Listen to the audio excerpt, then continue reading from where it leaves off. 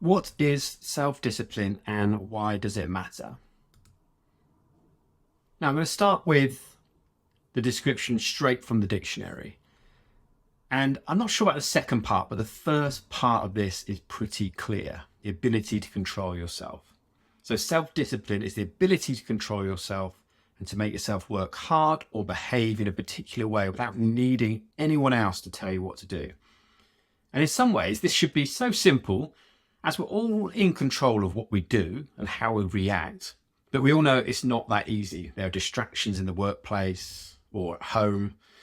There's responsibilities that others have of us. There's temptations that will make us feel good in the moment, like, actually, I'm just going to go and watch Netflix rather than do this piece of work I need to do. Or there's the lack of confidence. Oh, well, they won't want that. I won't bother with that. Well, I'm not going to ask for that. I'm sure they won't need me. Or you just find excuses not to do what we know is needed or the right thing to do right now.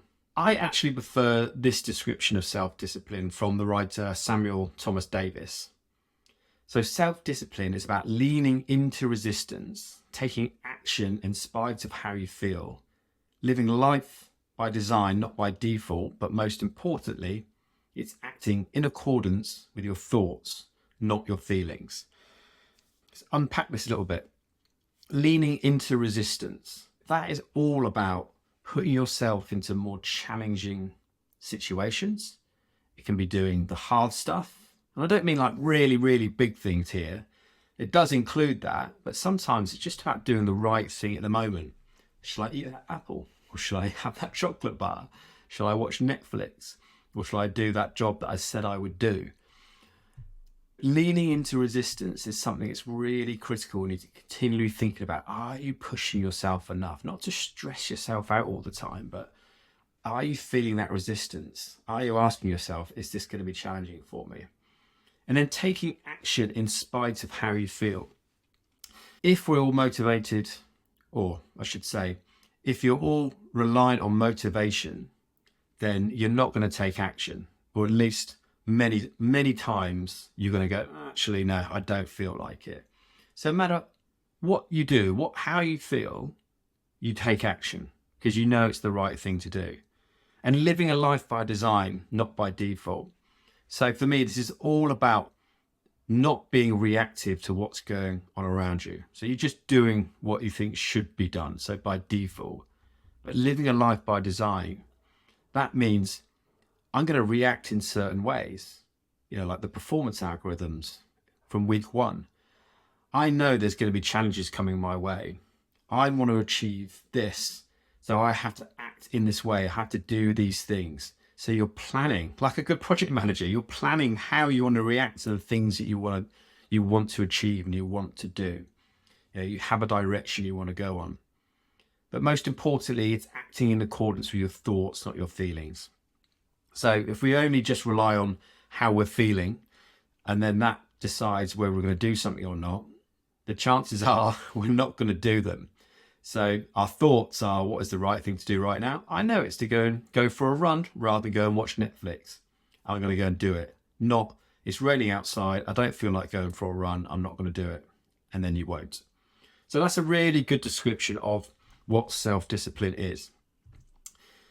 And that's why it's so important to know the difference between motivation and self-discipline. So motivation is your desire to do something. Great when you got it, ride that wave, use motivation when you are feeling really motivated, but plan for not being motivated, because there's going to be days, there's going to be times, if you want to achieve anything, there's going to be days where you're not going to feel like doing it. So that's where self-discipline comes in, because self-discipline is your ability to do it regardless of how you feel. So how often have you woken up, got out of bed, and you've got a normal working day ahead, for example, you just feel like, I just don't feel like going today. Everyone, ever. And you'll continue to do so. And I continue to do so. I love what I do, but there's some days where I just feel like, actually, I just want to kick back today. I want to go for a walk, or I want to play golf, whatever it might be. But is that the thing that's going to help me move forward to where I want to be? So this is why self-discipline is so important, and it's the foundation for everything you want to achieve and do. Because it's not something you can just put in place for a few days. You have to practice it. And without it, that goal or the goals that you have, whether that's a promotion, a new job, or doing a marathon, or whatever it is, you won't achieve them. Or they'll take a year rather than actually you could have done that in 2 months. So next, I'm going to talk about 3 steps to help you improve your self-discipline. Because there's many things that you can try, but like anything, if you try too many things at the same time, it often results in a short burst of change, but then you just quickly fall back into what's easy or what's comfortable. So the first one is focus on identity. It can be a future identity that may not seem possible right now, or how you want your future self to act. Because it's so important, as often what holds us back is our past. We nearly always base our identity on our past selves. I've always been lazy. I could never run a marathon. I've never been able to run more than 5K. I've always worked for someone else. I could never start my own business, or I've never been able to speak in front of people. I couldn't ever deliver a presentation in front of my company, or I've always been a good project manager, but I've never led a team. I couldn't do that. The list can go on. What we haven't done holds us back, and then we just fall back into those excuses. So this is why it's so important to focus on your future identity, not on what you've done in the past, because otherwise nothing will happen. And James Clear in Atomic Habits speaks about this in his book. I'm sure some of you have probably read this fantastic book, and it has a really simple approach to help. If you want to be taken seriously at work, for example, your identity is become the type of person who is always on time. One small example. If you're never on time, then people will be like, he's not interested. He's not up for this. He's not professional. But your new identity is the person who is always there on time, meetings, start of work, whatever it might be. And a small win can be you schedule meetings with an additional 15-minute gap between them. So you can always go from meeting to meeting and always show up early. It's just a small tactic. This is just one thing you could think about. And again, these are just examples to get you thinking about the approach you can take. Or you might want to become a better writer. So your identity is become the type of person who writes 1,000 words every day. Your past identity might be, I haven't got time for writing. I could never write a book. So your small win is, I'm just going to write 1 paragraph each day this week. That's it. You just start small. And there's a really big reason for starting small here. Because if you try and aim too big too quickly, it won't happen. But the likelihood of, or the excuses you'd have to find not to write 1 paragraph each day this week, you're going to struggle, because it's not much, is it?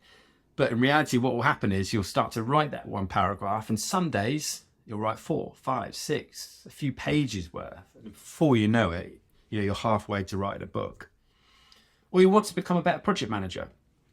So your identity is become the project manager who everybody wants on their projects. And a small win could be proactive in my communications with everyone on my projects, this week.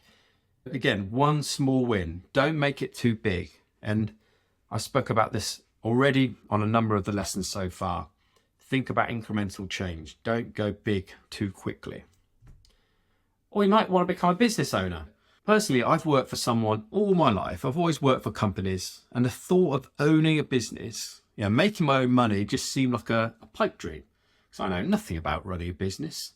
But by regularly telling myself I'm a business owner, through the actions that I take, it just meant that it became less of a big thing, and the closer it got, and the more normal it felt as well. And it also helped me think like a business owner. So the decisions that I made were based on this new identity that I wanted to become. And with what James calls small wins, which could be actions or behaviors, the future vision of yourself starts to become a reality. And what may have seemed impossible doesn't seem so far away anymore, because you're starting to become it. So that's number 1. Number 2 is create your reasons why you need to improve your self-discipline. Because if you've got real reasons to do something, you're much, much more likely to do it. Otherwise, you'll start to find excuses. So why are you doing this training? Why do you want to get better? What do you want to achieve? Is it a promotion at work? Or are you looking for a career change or a brand new job? Or you just feel like you're stuck and you're progressing and you just desperately want to learn some new things to help you develop or think of new things you could be doing in the future. So you need to create your reasons. Create that one reason or create multiple reasons, and then everything gets easier. But take some time to think about what those reasons are and what the goal is that you're moving towards, because they can all have a knock-on effect as well. You want to get promotion at work. Now that might be you'll have more money, or the main reason, so you can save faster for a house deposit. But then actually getting a promotion at work will also give you more confidence in your abilities, and then more opportunities come your way. And then you start to receive lots of praise for those that you work with, and your partner will be happy for you. So there's so many different reasons that initial goal of getting promotion at work, it can have a really compounding effect on many, many other areas of your life. Like it look good on your CV, that's a nice one. And generally you'll feel better about yourself and that all the hard work that you put in was worth it. Or you want to become a business owner. Now that could be, I'll have greater financial freedom and the ability to earn money for myself, not for a company. I'll have more time freedom. So when do I need to do something with my friends or family, I'll be much more likely to be able to say yes to it. And also I won't have any regrets when I'm older that I didn't actually try and do it, whether it works or it fails, who knows. And also I don't know what my limits are. So how far can I push what I'm capable of? And I can help more people as I decide what I create and do. That's entirely up to me. So just that one thing of wanting to become a business owner, and it may just be a reason because you just don't want to work for somebody else, but think about all those other reasons and all the other outcomes that you could get from this one reason. And there'll be many as well. So I've only listed a few here based on my own experience, but I've got loads more as well. It's a really long list. Next is make them visible. So once you have those reasons, when you're busy, it's very easy just to work on what you think is needed in the moment, not what will move you closer to the goals that you've created. Or if you're not feeling motivated, procrastinate, which is why it's so important that you keep your goals visible. Keep those reasons there. I want to get promotion. Have it on a post-it note. Maybe not if you work in the office, but if you work from home, put it there. It will keep your motivation up to make the right decisions, to improve your self-discipline throughout the working day. If it's there, you can't forget about it. Because you might be tempted just to scroll through on your phone for, it's only 15 minutes. But then what happens if you do that 4 times a day? That's like 7 hours in a week. Just imagine what you could get done in 7 hours, how much closer you'll get to achieving your goal. Or I'll just go and watch this show on Netflix. Let's say that's an hour a day. That's another 7 hours. Now that's 14 hours that you've lost in a week. And I'm sure there's so many other distractions and reasons you have to waste time or procrastinate or not work on the things that you really should be working on. So once you've set your goal, you've got your reasons, make them visible. And there's many other ways to do this. So add them as post-its, as I said, on your desk, by your TV, places that you're more likely to procrastinate, put them there. And you look at that post-it on that TV, back out the room again. All right, no, I'm going to get on with what I need to do. Also create reminders. Every day you can add into your diary, so you don't have to think, it just pops up. And also add them as random times in your diary as well. So you're not going to remember when you put them in, but they just pop up every now and again. And I do this regularly when I need to achieve something over a longer period of time. I just put in random reminders in my diary in case I've forgotten about it or in case I've not been working hard on it, whatever the reason, they just pop up. And I'm like, oh, thank you for that. I'm glad I put that in there when I was thinking about this in more detail. And write them down. So this could be at the start of the day, if you journal, top of your to-do list, anywhere that will help them become embedded and in front of mind, just keep you focused on what's important. Because just by making it visible, it's just a great reminder for why you're doing this, why you're putting in the hard work.